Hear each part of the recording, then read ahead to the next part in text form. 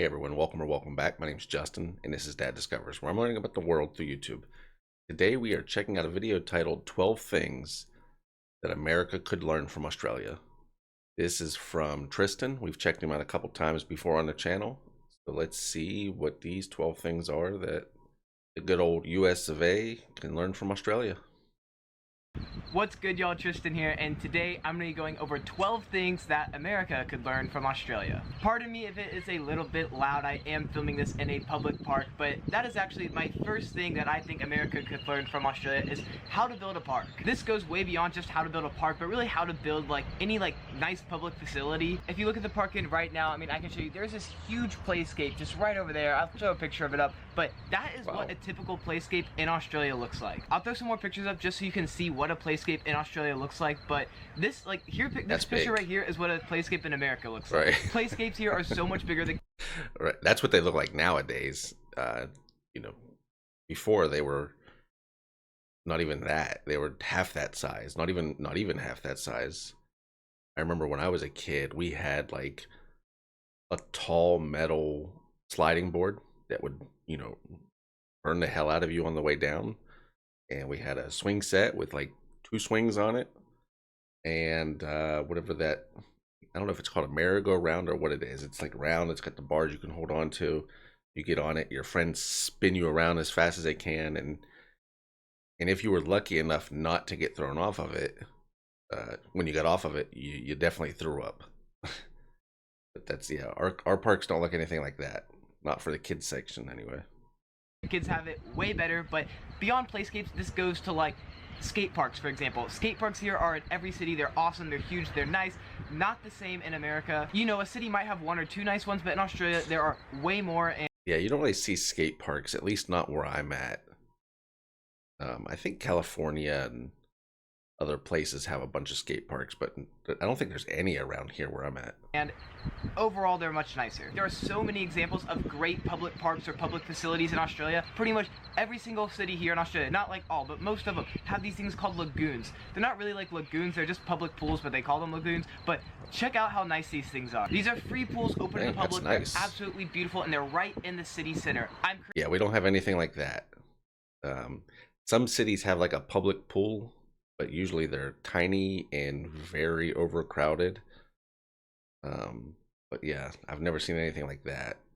Currently in Airlie Beach. This is what Airlie Beach looks like. Brisbane also has a nice one. The parks here are just so much nicer, and everything related to them is nicer. Oh, and there's free electric grills, right over there. There's 2 perfectly clean electric grills, and and free bathrooms. God, I need to this could be. He's so excited. But yeah, we don't have. I've never seen electric griddles here at the in public. We only have these old, it's like Stone Age kind that you put charcoal in. Not that charcoal Stone Age, but just the grills themselves are very old, and they're just terrible. And nice and clean restrooms. We have public restrooms, but they're never cleaned, or so it seems, and they're never stocked. So you got to go in, you have to check to make sure there's toilet paper, make sure there's paper towels, make sure there's soap to wash your hands, because a lot of times there's not. Been 5 points all on its own, but anyways, point number 1, parks in Australia are so much nicer, and the US could learn how to build parks like Australia. The second thing that America could learn from Australia is how to make a thing of coffee. The coffee here is so nice, it's so fancy, it's so well done. Just like a basic cheap cup of coffee, they just put so much more attention to detail in it. I can't really talk too much on this because I don't drink coffee, I don't like it, but literally everyone who comes here, Americans, non-Americans, everyone who comes here just thinks Australia has the absolute best coffee in the world. Alright, now the third.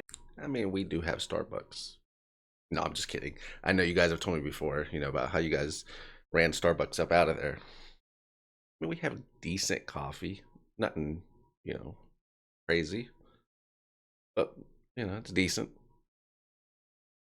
Third thing America can learn from Australia is traffic circles. Oh my god. Alright, they have traffic circles freaking everywhere here. You'll find them in neighborhoods, you'll find them in towns, you'll find them connecting big roads. Will it be traffic circles with 2-3 lanes on them? They are so common, and they just speed up the flow of traffic so much. There are so many small stoplights that we have in America that could be eliminated if we put a traffic circle there. No joke, there's probably about 1/4 the amount of stop signs in Australia as there are in America because of the traffic circle. Wow. And also they just put a lot more yields. Yeah, we have stop signs everywhere. We do have traffic circles, but they just started popping up probably in the last maybe 10 years or so. We call them roundabouts. But when they first put them in, it was a nightmare because they just installed them. Nobody knew what they were. People were going, they were going up to it and going the wrong way around it, or they would stop inside of the circle and then the guy out here stopped. Nobody knew when to go, who had the right of way. It was kind of a disaster on the rollout, but now they're doing great. Now they're popping up like in a lot of places, and this video might be older. Yeah, this was from 5 years ago. So, but yeah, my wife hated traffic circles when they first came out. Now we were stopped at a stop sign just, I think it was yesterday or the day before, and she was like, they need to get rid of the stop sign and put a traffic circle here. But yeah, they really do speed everything up for sure. Because sometimes with a four-way stop, all four cars just sit there. Nobody moves. Everybody just stares at each other, and it's like, good lord. Signs up instead of stop signs, so like if you don't have to totally stop, those put a yield sign there, which is also kind of nice. All right, so the fourth thing I think America could learn from Australia is how to package and sell watermelon. What I mean by this is in America, like if you're buying watermelon, it's probably going to be like a full entire watermelon, Yeah. or you can get like a little thing of like little like dice cubes of watermelon. The issue is like the little dice cubes are usually pretty expensive, and it's just like, enough for like one or two people, and then the whole entire watermelon, it's like way too much for one person. And like honestly, I am from a family of 4, and one watermelon's too much for our family usually. Here in Australia, usually when you're at the grocery store, you're gonna see quarter melons, and they sell them by the quarter melon. We have that here. Maybe not where he was from, but here where I'm at, we definitely have the quarter slices. This makes so much sense. It doesn't cost more. It probably saves a lot of melon. You just, cut the melon, wrap it up in some saran wrap, and then, sell it in force. Easy as that. The fifth one is a little bit weird, but that is, we could learn from Australia to not put so much water in our toilets. I don't know what it is about their toilets here, but I feel like they're just, like, way more advanced than our toilets. So, in America, like, for some reason, it's a really common thing. Like, I was just used to, like, having water splash my butt from, like, pooping into it, and it like splashing up, and then when you're flushing the toilet, it's like shoo shoo shoo, and it does like the whole like spinny thing and then sucks down. It's like one long flush with a bunch of water. Well, here in Australia, their toilets just have a little bit of water, and then your butt doesn't get wet when you poop. There's no splashing going on. Yeah, I've seen that before about how much less water you guys use in your toilets versus ours. I don't know what the reason is for us having a lot of water in there. I would assume it has something to do with our septic systems. But yeah, and I do know you guys have the flush buttons, for 1 and 2. That way, more or less water. We don't have anything like that. I believe I'm saying this. Anyways, and then on top of that, they also have like buttons. They have a button for poo and a button for pee. Some American toilets do have this, but I think it's like a law here in Australia, because every single toilet I've seen has had those 2 little buttons to save some water. The sixth thing that America could learn from Australia is free/cheap sunscreen. You're probably laughing at me as I say this while I'm all burnt. Sunscreen is expensive here. That's just because I was on a boat for the past 3 days. Here in Australia, you can get like a full giant 1-liter thing of sunscreen, like enough for an entire family for an entire summer, for like, I think it's like $8. Like they're like super cheap. Wow. And beyond that, wow, yeah, that's way cheaper than ours. We get a sunscreen called Sunbum because it's like supposed to be better for the ocean. This is an 8-ounce bottle, which I don't know if you use ounces. It's 237 milliliters, and it is $19. Yeah, it's expensive. $19 for 8 ounces. That's a half a bottle of water. I usually don't pay at all for sunscreen because it's just free at most places. Like if you go to like a hotel, if you go to an office, nothing's a free here. Like imagine like how hand sanitizer is free in America in a lot of places. They just have sunscreen laying out in different places like that. You can just get some, He means for like a single use where you could just squirt some on, kind of like our hand sanitizer. Yeah, a lot of places do have hand sanitizer here, but really that's just been since COVID. Because before that, I don't remember being able to get hand sanitizer anywhere unless you purchased it. put it on if you want. This is so nice and makes so much sense. I'm not completely sure on this, but I think the government subsidizes sunscreen a little bit. I think that's how they get it so cheap. Not positive, but anyways, it makes so much sense because because the government also pays for the healthcare here, you're gonna have to be paying a lot more for skin cancer than you are gonna be paying for sunscreen. All right, now the seventh thing America could learn from Australia is work-life balance and how to party. Australians, man, they love to have fun. They love to get drunk. They party hard. Additionally, just kind of the culture here and in Europe, they get a lot more paid time off for vacation. Typically, you get about 5 paid weeks off for vacation here. So that could be one of the reasons why they have a better work-life balance. But even when they're not on vacation, just on like a typical weekend, Australians like love to go out. They love to have fun. I don't know. I just feel like they do. I feel like that one's on like every list you see of things between Australia and America. And it's for good reason, you know. It is mind-blowing to Americans that you get that much time off when we get, you know, I mean, you're not guaranteed anything. Your company doesn't have to give you any time off, but they'll typically give you 1, maybe 2 weeks off throughout the year. So yeah, 5 weeks off, it's something. But I agree with what he said about the work-life balance. I just hate how here it's like the work culture. It's like you have to work, like hustle, and I hate that. Like, do a little bit better job at partying than Americans do. All right, now the 8th thing that America could learn from Australia is how to do sushi. So yes, I know sushi is not like a typical Australian thing. It's, you know, like Japanese. However, they have kind of put a little spin on sushi that I think makes it so much better. It makes it kind of like reach like a much larger audience or target market, I guess, if that makes sense. Let me explain. Here in Australia, they have done a couple things that make it just kind of like cool and easy to get. So one is they have a lot of like quick grab and go sushi restaurants here where they just have sushi like out in a window. You walk by, you can point to which one you want, grab it, and you go. And it's not cut up like it is in America. The sushi comes in a roll like this, so you can get a couple rolls, grab them, and then it's kind of like almost eat them like a sandwich as you walk down the street. I absolutely love this. They are great, healthy, like grab and go snacks. You know, I feel like in America, if you're gonna get something like grab and go, it's gonna be like, I don't know, like a Subway sandwich or like, I don't know, like a burger from McDonald's, like something like not as healthy. Not to mention, it's so at our supermarkets, they have just in recent years started having kind of like the sushi, what he was just showing. Not the whole roll, but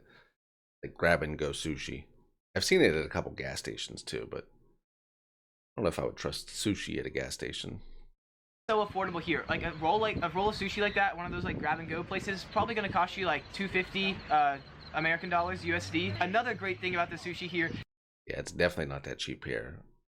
I think for a roll, it's probably like $12 maybe.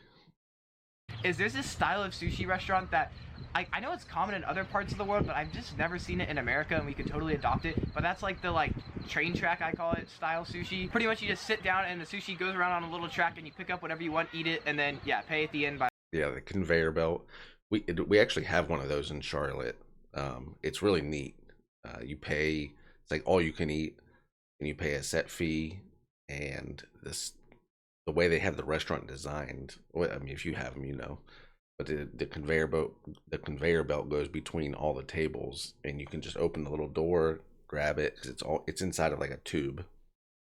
By like the plates, and it doesn't matter. But I see like multiple of these in every single city in Australia that I've been to. It's just kind of like a cool, fun concept, and I don't know, I don't think I've even seen a restaurant like that in America. As I'm editing this video, I just thought of another like weird or unique sushi thing here, and that is they have a lot of chicken sushi. Real sushi lovers might say that that's not actually sushi, but I don't know. Here at sushi shops, I'd say about like almost half the sushis that they offer, okay, maybe not half, like a third of the sushis that they offer are like fried chicken or grilled chicken. This just makes sushi even more appealing to some people. You know, some people don't like fish, or some people just really like chicken, and they can still get sushi, I guess if you can call it that, without just having like fish or crab or I don't know, raw meat. All right, I've never heard of that. That doesn't sound terrible though. I like chicken. The only other like different type of sushi, and I don't even know if this is considered sushi, I think it's called musubi. It's like Hawaiian, where they have, it's like sushi, but it's got like spam in it. But that's the only thing I've seen besides like regular traditional sushi. 9th thing America could learn from Australia is how to run a DMV. So I don't really know what to call this, but like, you know, like the place where you go to get your license, to get like your car registered, like the government office, like entity that you go to get all your car stuff worked out. In America, we call it the DMV, the Department for Motor Vehicles or something like that. Anyways, and then I know in Victoria they call it like Vic Roads, and then I know in Queensland they call it something else, so it's different in every state here. But the place where you go to get like stuff for your car, get it registered and all that stuff, oh my god, it is so amazing in Australia. Like 10 out of 10 recommend. Like, they're tech savvy, you can make appointments online, they're quick, you get a little letter or number, you go into a queue. There was someone that greeted me when I walked in, like they were just so like, it was a great pleasant experience, and I was only Yeah, here the DMV is typically a terrible day if you have to go to the DMV. Now, we have two different types of DMV. We have the one like he's talking about where you go to get your like your registration or your license plate for your car, and then we have the other one which is where you go to get your actual driver's license, like to take your test or to renew, stuff like that. Sometimes they're combined in the same building, but typically they're separate. But either one, like, it's the system is so backwards. only there for like less than an hour. If you go to America, any American will know what I'm talking about, but oh my god, going to the DMV in America is like going like it's like a trip to hell. You're gonna go there early in the morning, you're gonna wait in line for an hour, then you're gonna get a ticket, you're gonna sit in a chair, you're gonna be in another line for a couple hours. The people who work there are typically unfriendly and cold. They just totally suck in America, and here in Australia, They are unfriendly. But yeah, it can take usually multiple hours when you go to the DMV. Like, it's nothing to be in there for 3 hours, 4 hours, 5 hours, or 6 hours. Like, it's a regular day at the DMV. Australia. I've experienced them in Victoria, and I had a friend that experienced them here in Queensland, and she was American. And anyways, both of us thought it was like super amazing here, so I'm just gonna assume that in all of Australia, the DMV is probably much better than it is in America. All right, the 10th thing America could learn from Australia is how to eliminate the frickin' penny. All right, Oh, y'all. we actually just eliminated the penny. I think it was last year, 2025, or maybe it was, yeah, I think it was 2025. They were talking about eliminating it, and they stopped making them. They're still in circulation right now, but they're supposed to let them fade out. Y'all's lowest cent coin is a 5 cents. We still have the penny. I don't know why. Not much to add to that. We just need to take after you and eliminate our penny. Number 11, and this is probably the most important one on this entire list, and that is we need to learn how to breathalyze like you do in Australia. When I was in Victoria, y'all had these big old giant buses that are all over the roads at all times of the day, just randomly going, and they breathalyze. They like shut a road down and they breathalyze every single car that goes by. It could be at 2 p.m. in the afternoon, 10 a.m., like 4 in the morning. You've no idea when they're going to be there. They're just there, and they breathalyze everyone. And yeah, it's a great way to catch people who are on drugs or drinking and driving. Yeah, we don't have breathalyzers like that. We do have checkpoints where the police will block the road and you pull up to it and they check your driver's license and ask you if you've had anything to drink, and usually they say they can smell it on you if you had some type of alcohol, in which case then you go to jail. But if not, they just check your stuff and then you just pass through on your way. But I've never heard them breathalyzing. Now, the police will breathalyze you if they pull you over for suspicion of DUI.